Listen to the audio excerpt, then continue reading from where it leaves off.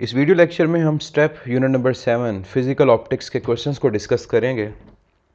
Start करते हैं first question से। फर्स्ट क्वेश्चन है the wave nature of light was proposed by. Wave nature of light किसने propose की थी? हम पहले भी कई दफ़ा ये क्वेश्चन कर चुके हैं, हाइजन ने। तो correct option is delta. Second question, Huygens principal states that. Second question में हाइजन प्रिंसिपल की स्टेटमेंट पूछी हुई है। हाइजन प्रिंसिपल का जो मेन काम था वो वेव फ्रंट की शेप और लोकेशन को आइडेंटिफाई करना था। ये बेसिकली एक ज्योमेट्रिकल मेथड है वेव फ्रंट्स को आइडेंटिफाई करने का। इसका पहला पॉस्टुलेट था कि every point on a wave front behave as a source of secondary wavelet. तो इसके अकॉर्डिंग अगर हम ऑप्शंस को देखते हैं तो कौन सी ऑप्शन करेक्ट है? दैट इज डेल्टा, कि all points on a primary wave front are source of secondary wavelets. और जो सेकंड इसका पॉस्टुलेट है वो क्या है कि जो वेवलेट्स हैं अगर उनकी सरफेस को टेंजेंशियल लाइन से हम मिलाते हैं तो न्यू वेव फ्रंट ड्रॉ हो जाती है। Third one, the distance between any two consecutive dark और ब्राइट फ्रिंजेस इज कॉल्ड। दो कंसेक्टिव डार्क और जो ब्राइट फ्रिंजेस में डिस्टेंस होता है उसे हम क्या बोलते हैं? फ्रिंज विड्थ या फ्रिंज स्पेसिंग या फ्रिंज साइज। तो कौन सी ऑप्शन करेक्ट है? डेल्टा। और हम जानते हैं कि हम इसको किससे रिप्रेजेंट करते हैं? डेल्टा वाई से। और ये किसके इक्वल होता है? डेल्टा वाई इक्वल होता है लेमडा एल ओवर डी के। Fourth question, in Young double slit experiment the condition for constructive interference is. Young double slit experiment में कंस्ट्रक्टिव इंटरफेरेंस की कंडीशन क्या है? पाथ डिफरेंस होना चाहिए in terms of lambda, 0 lambda, 1 lambda, 2 lambda, 3 lambda. तो उसके according जो correct option हमारे पास है that is beta, D sine theta is equal to m lambda. और अगर ये ब्राइट की जगह डार्क पूछता तो करेक्ट ऑप्शन अल्फा होती। Fifth question, in Young double slit experiment the condition for destructive interferences. अभी जो क्वेश्चन पढ़ा वो कंस्ट्रक्टिव का था, अब ये डिस्ट्रक्टिव इंटरफेरेंस की कंडीशन पूछ रहा है for Young double slit experiment. तो क्या आंसर होगा? D sine theta is equal to m plus 1/2 into lambda. तो करेक्ट ऑप्शन इज डेल्टा। फिर इस कंडीशन को डिफरेंट तरह से लिखा जा सकता है। एक तो हमने ये कह दिया कि D sine theta is equal to m plus 1/2 lambda. अगर हम यहाँ पर एलसीएम ले लेते हैं तो यह आएगा 2m प्लस 1, डिवाइड हो रहा होगा 2 से, तो हम लेमडा से डिवाइड भी कर सकते हैं, तो ये भी करेक्ट है।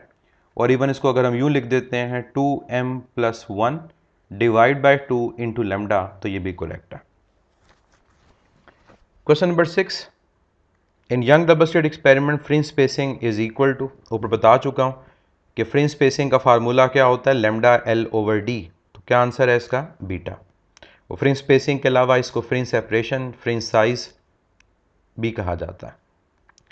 Question number 7, the diffraction phenomena is found to be prominent if. Diffraction का फिनोमेना कब होता है? फर्स्ट ऑप्शन कहता है size of obstacle is smaller than the wavelength, correct है।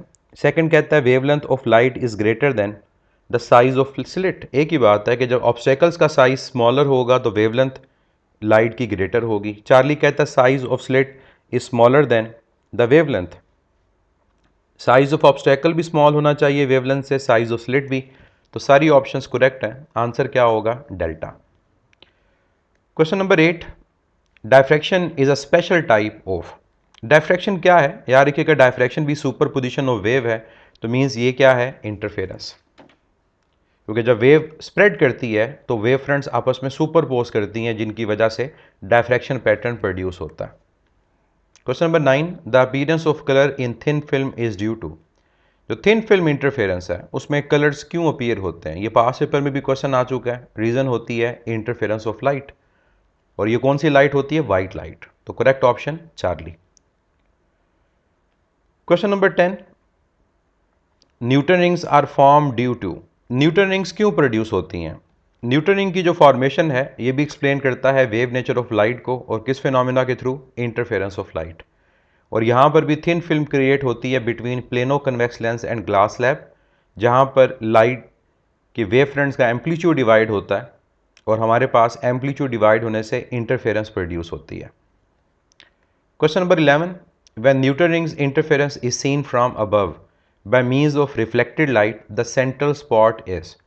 हमने लेक्चर में डिस्कस किया था कि न्यूटन रिंग्स को अगर ऑब्जर्व करें टॉप से, मीन्स ऑब्जर्वर ऊपर हो और लाइट कौन सी हो, रिफ्लेक्टेड, तो हमारा सेंट्रल स्पॉट अपीयर क्या होएगा, डार्क, क्योंकि डिस्ट्रक्टिव इंटरफेरेंस होती है और रीज़न हम जानते हैं कि फेज शिफ्ट होगा 180 degree due to reflection from denser medium, और वहाँ डेंसर मीडियम ग्लास स्लैब है, एयर गैप प्रेजेंट नहीं होता, तो डायरेक्ट लाइट आके ग्लास स्लैब को हिट करती है और वहाँ से जब रिफ्लेक्शन होगी तो 180 डिग्री का फेज शिफ्ट आएगा। लेकिन अगर ऑब्जर्वर नीचे होगा तो फिर ट्रांसमिटेड लाइट होगी, किसी किस्म का फेज शिफ्ट नहीं होगा, फिर सेंट्रल स्पॉट ब्राइट नजर आएगा। Question number 12, bending of light around the edges of an obstacle is called. Light का ऑब्स्टेकल के एज से बेंड होके स्प्रेड कर जाना ज्योमेट्रिकल शेडोज में, ये डेफिनेशन है डायफ्रैक्शन की। Correct option delta. 13 question, in Young double slit experiment the process take place. Young double slit experiment में दोनों प्रोसेस होते हैं, मीन्स इंटरफेरेंस भी होती है, डायफ्रैक्शन भी होती है, इसको डबल स्लिट डायफ्रैक्शन कहा जाता है, लेकिन इसके रिजल्ट्स जो ज़्यादा प्रोमिनेंट हैं इंटरफेरेंस के होते हैं। तो यहाँ सिंपल पूछा गया क्या चीज़ होती है, बुक का शॉर्ट क्वेश्चन भी है, आंसर क्या होगा, Charlie, both interference and diffraction. 14th question, to observe interference of light interference beam must be. Interference of light के लिए जो इंटरफेयरिंग बीम होती हैं वो कैसी होनी चाहिए, first option monochromatic, correct, second coherent, correct, third of same colour means same wavelength, तो आंसर क्या होगा, डेल्टा, ऑल ऑफ दीज, क्योंकि कोहेरेंट का मतलब ये होता है कि दोनों की वेवलेंथ सेम होगी, फेज डिफरेंस जीरो होगा या कांस्टेंट होगा। 15th question, in Young double slit experiment the centre is. Young double slit experiment में सेंटर कैसा होता है, ब्राइट होता है, क्योंकि उस पॉइंट के ऊपर जो पाथ डिफरेंस है वो ज़ीरो, तो correct answer is alpha, always bright. और हम इसको नाम क्या देते हैं, हम इसको ज़ीरोथ मैक्सिमा का, या फिर हम इसको नाम देते हैं सेंट्रल मैक्सिमा का। 16 question, the centre of Newton ring in case of transmitted light. ऊपर मैं बात कर चुका हूँ कि न्यूटन रिंग्स अगर ट्रांसमिटेड लाइट की वजह से हों तो किसी भी किस्म की रिफ्लेक्शन नहीं होती, कोई फेज शिफ्ट नहीं होता, तो फिर सेंट्रल स्पॉट ब्राइट नज़र आता है। Correct option alpha. 17th, the blue colour of sky is due to. Blue colour of sky scattering की वजह से होता है, बीटा ऑप्शन। और स्कैटरिंग का याद रखिएगा कि वेवलेंथ से जो रिलेशन होता है वो इन्वर्स होता है पावर 4 के साथ। तो ये जो डिपेंडेंस हमारे पास है ये हमें क्या बताती है कि जितनी वेवलेंथ हमारे पास कम होगी उतनी स्कैटरिंग ज़्यादा होगी। तो अगर हम विजिबल स्पेक्ट्रम को देखें तो सबसे कम वेवलेंथ जो है वो हमारे पास वॉयलेट, इंडिगो, ब्लू की है।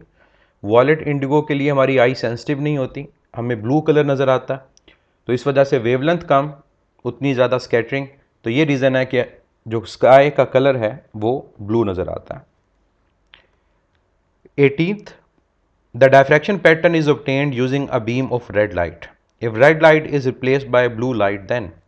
डायफ्रैक्शन पैटर्न ऑब्जर्व हुआ है रेड लाइट से, अगर हम रेड को रिप्लेस कर देते हैं ब्लू से तो क्या होगा। फर्स्ट ऑप्शन है the diffraction pattern remain unchange. Second option है diffraction band become narrower and crowded together. Third option है bands become broader and farther, और डेल्टा बैंड डिसअपीयर।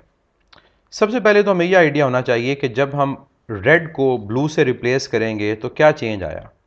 अगर रेड और ब्लू की वेवलेंथ को कंपेयर किया जाए तो रेड की जो वेवलेंथ है वो ब्लू से ज़्यादा है, तो मैं रेड की जगह अगर ब्लू यूज़ कर रहा हूँ दैट मीन्स मैं वेवलेंथ को डिक्रीज कर रहा हूँ। फ्रिंज विड्थ का जो फार्मूला है डेल्टा वाई वो इक्वल है लैम्डा एल ओवर डी के। तो इस रिलेशन से ये पता चला कि अगर हम वेवलेंथ की वैल्यू को डिक्रीज करेंगे तो फ्रिंज विड्थ कम हो जाएगी, मीन्स फ्रिंजेस क्लोज हो जाएंगी, नैरो हो जाएंगी। तो इसके अकॉर्डिंग करेक्ट आंसर क्या है, beta, diffraction bands become narrower and crowded together. Question number 19, two coherent sources produce a dark fringe when the phase difference between interfering wave is। दो coherent sources dark fringe produce करती हैं अगर phase difference कितना हो। लेकिन phase difference in terms of pi होगा, और dark fringe का मतलब है कि हमारे पास मिनिमा प्रोड्यूस हो रहा है। अब मिनिमा के लिए फेज डिफरेंस का रिलेशन क्या है, देखिए मिनिमा के लिए पाथ डिफरेंस का रिलेशन हमारे पास होता है n प्लस 1/2 लैम्डा, जिसको हम लिखते हैं 2n plus 1 into lambda by 2। इस पाथ डिफरेंस को फेज डिफरेंस में कन्वर्ट करना है, लेमडा की जगह 2 पाई रिप्लेस करते हैं, ये सबसे आसान मेथड है।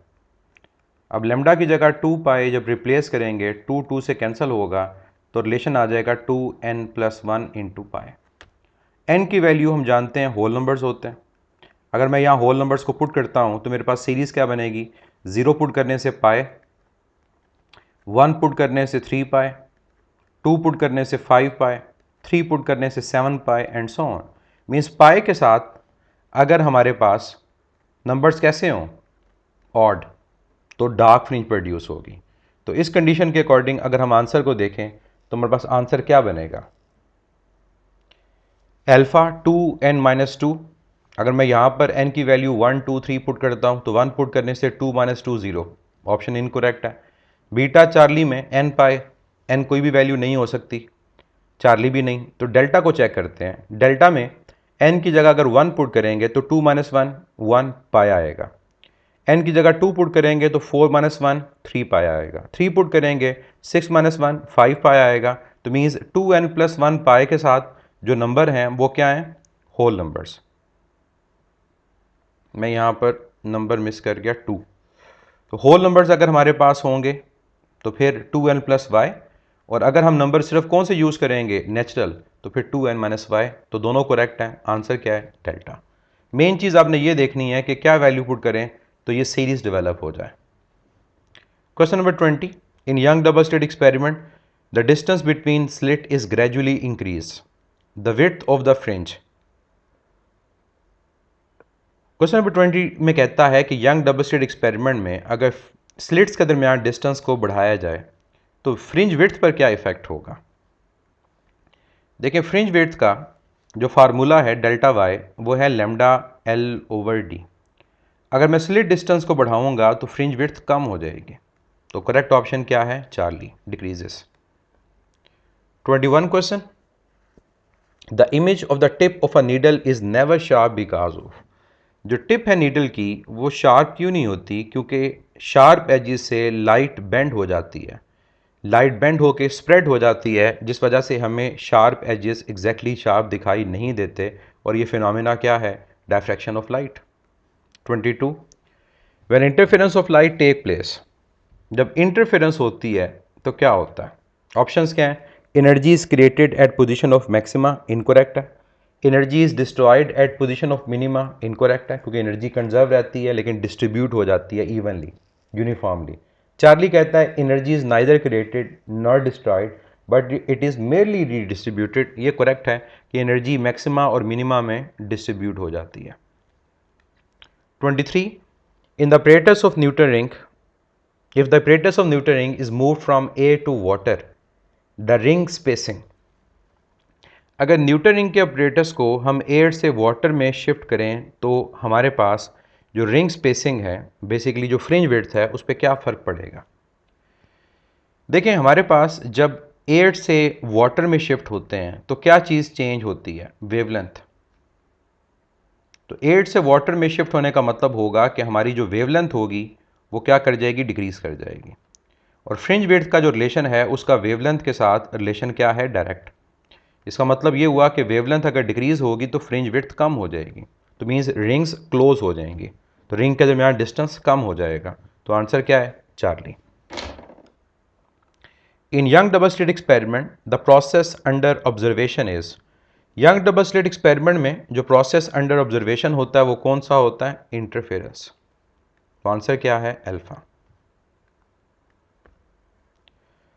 25, a student bought two identical lamps with same color of bulbs are allowed to fall light of both lamps after passing through two narrow openings at screen but found no interference pattern. This is due to the reason that, हम जानते हैं कि to independent sources कभी coherent नहीं हो सकते। यही बात यहाँ पर है कि दो अगर आइडेंटिकल लैंप्स हैं और इंटरफेरेंस पैटर्न प्रोड्यूस नहीं होता, तो क्यों नहीं होता, क्योंकि दोनों कोहेरेंट नहीं है। तो यहाँ पर ऑप्शन क्या होगी हमारे पास, delta, rays were not coherent. चाहे उनकी हमारे पास वेवलेंथ सेम हो, चाहे उनकी वॉटेज सेम हो, लेकिन दो इंडिपेंडेंट सोर्सेज कभी कांस्टेंट फेज नहीं रखते, कोहेरेंट नहीं होते। तो आंसर क्या है, डेल्टा।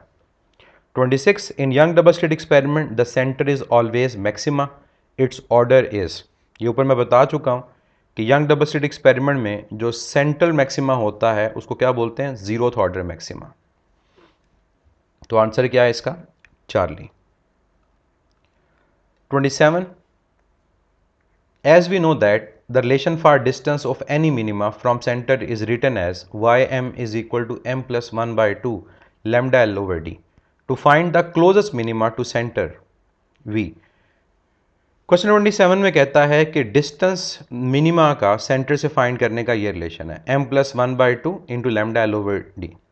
तो कहता है जो क्लोजेस्ट मिनिमा हमारे पास है सेंटर से, उसको फाइंड करने के लिए m की वैल्यू हम क्या यूज़ करेंगे। क्लोजेस्ट जो मिनिमा होती है उसको हम नाम देते हैं फर्स्ट मिनिमा, और फर्स्ट मिनिमा के लिए जो m की वैल्यू होती है वो क्या होती है, ज़ीरो। क्योंकि जब हम यहाँ m को ज़ीरो पुट करेंगे तो पाथ डिफरेंस आएगा लेमडा, डिस्टेंस आएगा लेमडा एल ओवर 2d, और जो पाथ डिफरेंस की वैल्यू आएगी वो क्या आएगी, लेमडा बाय 2। तो ये फर्स्ट मिनिमा है और इसके लिए m की वैल्यू क्या है, ज़ीरो। तो ये बात मैं लेक्चर में बताई थी कि जब हम मिनिमा की बात करते हैं तो अगर लेट से मैं सेवन्थ मिनिमा कहता हूं तो n की वैल्यू क्या होएगी, 6। हम 1 माइनस यूज़ करेंगे, क्यों, क्योंकि फर्स्ट ऑर्डर मिनिमा का n 0 है, तो सेवन्थ ऑर्डर मिनिमा का n क्या होएगा, 6। Question number 28. If in young double slit experiment 4 fringes are observed above the center, then total number of fringes present on a screen will be. Young double slit experiment में 4 fringes centre से above हैं, तो total fringes कितनी होंगी। अब statement से पढ़ के लगता है जैसे 8, 4 ऊपर और 4 नीचे, लेकिन ऐसा नहीं है। क्यों नहीं है, क्योंकि सेंट्रल मैक्सिमा भी तो है, तो सेंट्रल मैक्सिमा को भी तो काउंट करना पड़ेगा जब हम टोटल को काउंट करेंगे। तो सेंट्रल मैक्सिमा के अलावा अगर 4 ऊपर हैं तो 4 नीचे हैं, तो इसको मिलाकर टोटल कितनी हो गई, हमारी जो टोटल नंबर ऑफ फ्रिंजेस होंगी इंक्लूडिंग सेंट्रल मैक्सिमा वो कितनी होंगी, 9। तो करेक्ट ऑप्शन हमारे पास यहां पर क्या होएगी, beta. 29 question, if instead of monochromatic light one uses white light in Young double slit experiment, then अगर यंग डबल स्लिट एक्सपेरिमेंट में मोनोक्रोमेटिक लाइट की जगह हम वाइट लाइट यूज करें तो क्या होगा। अल्फा कहता है no interference pattern will be observed, ये तो इनकरेक्ट है क्योंकि इंटरफेरेंस तो होगी। फर्क ये होगा कि सेंट्रल जो फ्रिंज होगी वो ब्राइट वाइट होगी और बाकी तमाम फ्रिंजेस कलर्ड होंगी, और कलर का ऑर्डर क्या होएगा, सबसे जो सेंटर से दूर होगी फर्स्ट ऑर्डर में वो रेड, क्योंकि रेड की वेवलेंथ ज़्यादा, उसका फ्रिंज का डिस्टेंस भी ज़्यादा, और सबसे क्लोज कौन सी होगी, वॉयलेट। तो करेक्ट ऑप्शन है beta, centre will be white and colour fringes will be observed on both sides. Question number 30. If we use white light in young double slit experiment, then color fringe close to the central maxima will be. अभी मैंने बताया कि अगर Young double slit experiment में white light use करें तो सबसे close कौन सा होगा, जिसकी वेवलेंथ कम, और रीजन क्या है, जो फ्रिंज डिस्टेंस का फार्मूला है, अगर मैं फिलहाल मैक्सिमा की बात करूं लेमडा एल ओवर डी, तो उसका वेवलेंथ से डायरेक्ट रिलेशन है। इसका मतलब जिसकी वेवलेंथ कम होगी उसका सेंटर से जो डिस्टेंस होगा वो कम होगा, और जिसकी वेवलेंथ ज़्यादा होगी उसका सेंटर से जो डिस्टेंस होगा वो ज़्यादा होगा। तो अगर हम विजिबल स्पेक्ट्रम को देखते हैं, violet, indigo, blue, green, yellow, orange and red, तो जो रेड है उसकी वेवलेंथ सबसे ज़्यादा है, इसका मतलब उसका सेंटर से डिस्टेंस सबसे ज़्यादा होगा। और वॉयलेट, इंडिगो, ब्लू की अगर हम बात करते हैं तो उनकी वेवलेंथ सबसे कम है, तो उनका डिस्टेंस सेंटर से सबसे कम होगा। तो यहाँ पर अगर हम ऑप्शन देखते हैं तो वॉयलेट, इंडिगो ऑप्शन तो नहीं है, तो वॉयलेट, इंडिगो के बाद कलर कौन सा आएगा, ब्लू। तो आंसर क्या है, चार्ली। और सबसे अवे पूछा जाता तो फिर रेड अल्फा आंसर होता। 31. A light wave has intensity I naught at 2 centimeter distance from source. What would be intensity at 4 centimeter? 2 centimetre पे लाइट की इंटेंसिटी आई नॉट है, तो 4 सेंटीमीटर पे इंटेंसिटी क्या होगी। हम जानते हैं कि लाइट इन्वर्स स्क्वायर लॉ को ओबे करती है इन केस ऑफ इंटेंसिटी। तो इंटेंसिटी इन्वर्स स्क्वायर लॉ को ओबे करने का मतलब होगा कि इंटेंसिटी का डिस्टेंस के स्क्वायर से इन्वर्स रिलेशन है। तो डिस्टेंस पहले 2 था फिर 4 हो गया, इसका मतलब डिस्टेंस डबल हो रहा है, तो 2 का स्क्वायर 4, तो डिस्टेंस अगर डबल तो इंटेंसिटी कितनी हो जाएगी, 1/4। तो पहले आई नॉट थी तो आई नॉट बाय 4, तो आंसर क्या होगा, delta decrease by factor 1/4। 32. The diffraction pattern of single slit is best represented as. Single slit diffraction pattern कैसा होता है, ये मैं लेक्चर में बताया था कि सेंटर पे इंटेंसिटी मैक्सिमम जो जीरोथ ऑर्डर होगा और साइडों पे इंटेंसिटी डिक्रीज होती है और कुछ फ्रिंजेस के बाद एक या दो के बाद इंटेंसिटी टोटली ज़ीरो हो जाती है। तो करेक्ट ऑप्शन यहाँ पर क्या है, बीटा। और ये पास पेपर में भी आ चुका है और ये बेसिकली ग्राफ होता है बिटवीन इंटेंसिटी और एंगल। अगर आप ले लें तब भी ठीक है और एंगल की जगह ऑर्डर ले लें तब भी करेक्ट है। 33 question, type of optical fibre. MDCAT के सिलेबस में तो नहीं है लेकिन हम इसको रिवाइज ज़रूर करेंगे, किसी और टेस्ट में आपको हेल्प मिल सकती है। ऑप्टिकल फाइबर की कितनी टाइप्स होती हैं, हम बुक में पढ़ते हैं 3। Single mod step index fibre, multi mod step index fibre and multi mod graded index fibre. Answer क्या होगा, delta. Question number 34, for glass air boundary the value of critical angle. ये book में mention है कि glass air boundary के लिए हमारे पास जो क्रिटिकल एंगल की वैल्यू है वो कितनी होती है, 41.8 डिग्री। क्रिटिकल एंगल क्या है, the angle of incidence for which angle of refraction is 90 degree. और कब, जब लाइट डेंसर टू रेयर जाए। तो ग्लास एयर, इस वजह से क्रिटिकल एंगल की बात हो रही है और ये एंगल फिक्स होता है 41.8 degree. 35, fibre optic communication system consist of. कितने मेन हमारे पास कंपोनेंट्स होते हैं, 3 मेन कंपोनेंट्स होते हैं, ट्रांसमीटर, रिसीवर और ऑप्टिकल फाइबर। तो आंसर क्या है, beta. 36, multi mod step index fibre is useful for. Multi mod step index fibre को शॉर्ट रेंज में यूज़ किया जाता है और single mod step index fibre को लॉन्ग रेंज के लिए यूज़ किया जाता है। रीज़न लॉसेज है, multi mod step index fibre में डिस्पर्शन लॉसेज ज़्यादा होते हैं और single mod step index fibre में ये लॉसेस कम होते हैं, इस वजह से उन्हें लॉन्ग रेंज के लिए और multi mod step index fibre को शॉर्ट रेंज के लिए यूज़ किया जाता है। 37, the diameter of multi mod step index fibre core. ये जो ऑप्टिकल फाइबर हैं ये कोर के साइज़ के बेस पे डिफ्रेंशिएट होती हैं। तो multi mod step index fibre के कोर का साइज़ पूछा हुआ है, ये होता है हमारे पास 50 माइक्रोमीटर। तो correct option is beta. 38, multi mod graded index fibre has diameter of the range. Multi mod graded index fibre में जो कोर है वो मल्टी ग्रेड होती है और यहाँ पर हमसे उसे कोर का साइज़ पूछा है तो कितना होता है, ये होता है 50 to 1000 माइक्रोमीटर। तो करेक्ट ऑप्शन क्या है, Charlie. 39, how many TV channels can be carried by single mod step index fibre. ये इसकी बैंड विड्थ है कि single mod step index fibre एक टाइम पे कितने टीवी चैनल्स को कैरी करता है, ये मेंशन है बुक में भी, 14। 40 question, the optical fibre is covered for protection bye. Optical fibre की इंसुलेशन की जाती है फॉर प्रोटेक्शन पर्पस और ये किससे की जाती है, पीवीसी, प्लास्टिक जैकेट। आंसर क्या है, beta. 41, the light emitted from LED used in optical fiber communication has wavelength। Optical fibre में हम जो लाइट प्रेफर करते हैं वो इंफ्रारेड लाइट होती है, इनविजिबल इंफ्रारेड लाइट, क्योंकि उसकी वेवलेंथ ज़्यादा तो उसकी स्पीड ज़्यादा होगी। और कितनी वेवलेंथ होती है, 1.3 micrometre. Correct option alpha. Next 42, ये भी ऑप्टिकल फाइबर से रिलेटेड।